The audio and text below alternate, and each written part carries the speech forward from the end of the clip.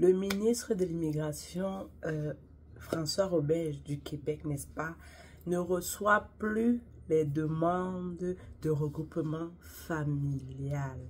C'est grave. Son quota est à 2. Il ne reçoit plus. Donc, si tu veux connaître davantage, je t'invite à m'écouter jusqu'à la fin. Je vais lire précisément ce qui a été dit concernant cette nouvelle. Ça s'est dit aujourd'hui, la nouvelle est sortie aujourd'hui, n'a pas longtemps, 9 juillet 2025. Donc, assieds-toi et écoute-moi jusqu'à la fin, s'il te plaît. Donc, pour ne pas te compter des menteries, je préfère lire ce qui est écrit. Donc, bonjour, j'espère que tu vas bien. Je suis vraiment désolée de t'apprendre cette nouvelle si tu es concerné, mais c'est comme je dis, l'immigration au Canada, au Québec ne cessera pas. C'est sûr, ça a ralenti, c'est pour mieux gérer les seuils. Donc, pour les années à venir, exclusivement 2024-2026, vous pouvez poser votre demande. Et puis, il a proposé comme une solution ou une proposition. Je vais te le dire dans la suite de ma vidéo. Ça fait que le ministre de l'Immigration, de la franchisation et de l'intégration, MIFI, a atteint le nombre maximal de demandes d'engagement qu'il peut recevoir du 26 juin 2024 au 26 juin 2026 inclusivement, pour parrainer les membres de la famille suivant dans le cadre de regroupement familial. On avait une épouse ou un époux, une conjointe ou un conjoint de fait, un partenaire conjugal, un enfant à charge de 18 ans ou plus qui était vraiment hors du Québec, hors du Canada. Le MIFI ne reçoit plus de nouvelles demandes en faveur de ces personnes jusqu'au 25 juin 2026. Donc, jusqu'au 25 juin, c'est l'année prochaine. Ça veut dire, toi qui es en cours, qui hésite et tout, c'est le moment de préparer tes paperasses pour que, quand ça va reprendre en 2025, ou autant pour moi, en juin ou en août, ou en juillet 2026, que tu sois prêt, n'est-ce pas, à déposer ta candidature ou ta demande. Donc, toute demande reçue par le MIFI après l'atteinte du nombre maximal de demandes pouvant être reçues et qui vise ces membres de la famille sera retournée aux personnes demandeuses sans être crétée. Donc, n'insistez pas, il n'y a pas de demi-mesure, n'est-ce pas? Ça sera appliqué à tout le monde sans exception. Ils ne vont même pas ouvrir ton dossier pour regarder. Donc, ne perds pas ton temps à envoyer ou à payer des frais. Les frais exigés pour l'examen de la demande ne seront pas encaissés. Donc, si tu fais le paiement, ça ne va même pas passer. Les personnes dont la demande a été retournée pourront présenter à nouveau une demande lorsqu'une nouvelle période de réception des demandes sera ouverte. La prochaine décision sur la gestion des demandes dans le regroupement familial sera annoncée par le MIFI d'ici le 25 juin 2026. Le MIFI continue de recevoir des demandes d'engagement en faveur d'autres membres de la famille qui peuvent être parrainés grâce au regroupement familial. Donc, ça c'est une note du ministre, elle est fraîche, mes amis. Et il a donné, n'est-ce pas, un avis important.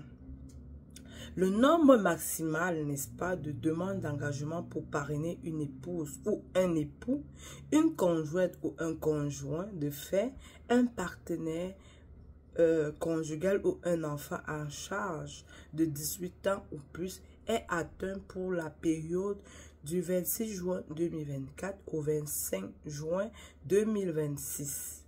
Cela signifie que le ministère ne reçoit plus de nouvelles demandes d'engagement en faveur de ces personnes jusqu'au 25 juin 2026. Vous pourrez présenter une demande d'engagement en faveur de ces personnes lorsqu'une nouvelle période de réception des demandes sera ouverte. le ministère, autant pour moi, continue de recevoir des demandes d'engagement, juste des demandes d'engagement en faveur d'autres membres de la famille pour le regroupement familial. Ça veut dire, ils vont prendre, quand tu fais une demande d'engagement, tu seras sous réserve. Ça veut dire, on va le mettre de côté. Quand ça va réouvrir, peut-être vous serez les premiers à qui, où les dossiers seront principalement traités.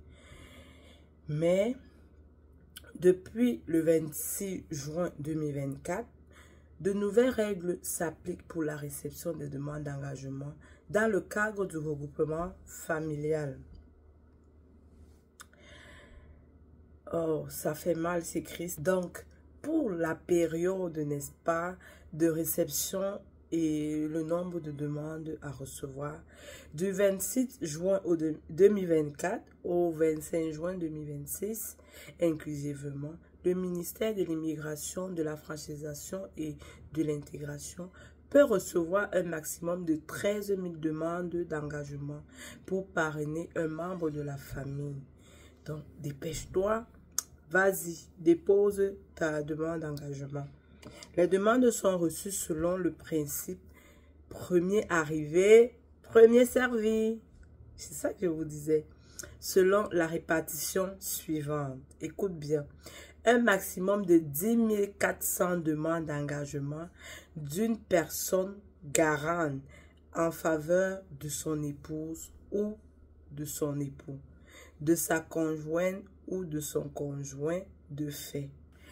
Un maximum de 2600 de demandes d'engagement d'une personne garante en faveur de son père ou de sa mère, de son grand-père, de sa grand-mère ou d'un autre membre de sa parenté visé sur cette page. Pour chaque catégorie mentionnée ci-dessus, si le nombre maximal de demandes d'engagement pouvant être reçues est atteint avant le 26 juin 2026, le ministre ne reçoit plus de demandes dans cette catégorie jusqu'à la fin de la période de réception. Dans ce cas, toutes les demandes reçues après l'atteinte du nombre maximal de demandes sont retournées aux personnes demandeuses sans être regrettées et sans que les frais d'examen ne soient encaissés. Les personnes garantes dont la demande a été retournée pourront présenter à nouveau une demande lorsqu'une nouvelle période de réception sera ouverte. Mais il y a exemption, n'est-ce pas? Pour cette exemption, si la personne garante souhaite parrainer une des personnes suivantes, les règles indiquées tout à l'heure ne s'appliquent pas et la demande, les règles que j'ai citées tantôt là, ne s'appliquent pas à ça et la demande peut être reçue en tout temps du 26 juin 2024 au 26 juin 2026 inclusivement, c'est-à-dire ton enfant à charge a moins de 18 ans, c'est-à-dire mineur. C'est un enfant mineur que tu souhaites adopter, ok, cette demande est considérée.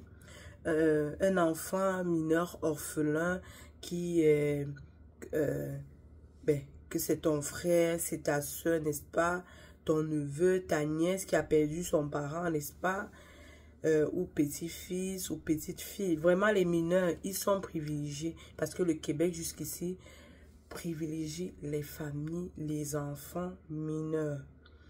Vraiment, ils font attention à ce paramètre-là. Son enfant en charge majeure, ton enfant, autant pour moi, en charge majeure dépend de l'un ou l'autre de ses parents en raison de son état physique ou mental. Donc, si tu es un enfant handicapé ou malade mental, qui a une santé mentale fragile, il est aussi privilégié. Ces personnes ne doivent pas être mariées ou conjoints de fait, par exemple. Il faudrait qu'ils soient célibataires, qu'ils vivent seuls, qu'il n'y ait vraiment personne, pas de traces de traçabilité qu'il a vécu avec un conjoint, une conjointe. Les demandes pour ajouter une personne à charge, c'est-à-dire enfant à charge, époux, épouse, conjoint, conjoint de fait, de la personne parrainée déjà visée par une demande d'engagement ou par un engagement conclu et qui est en attente d'admission en tant que résidents permanents sont également exemptés du plafond. Ce n'est pas beau, il y a quand même une chance, il y a une exemption pour vous qui avez laissé vos enfants, n'est-ce pas? Et que ce n'est que vous, c'est sur vous que vos enfants, quand il n'y a personne et tout, vous avez la chance de déposer encore. Mais pour toute autre demande, c'est fermé. Dès aujourd'hui, le 9 juin, tout a été, c'est fini. Ça devait aller jusqu'au 9 juin, mais ça a atteint la limite. Le seuil est atteint. Désolé.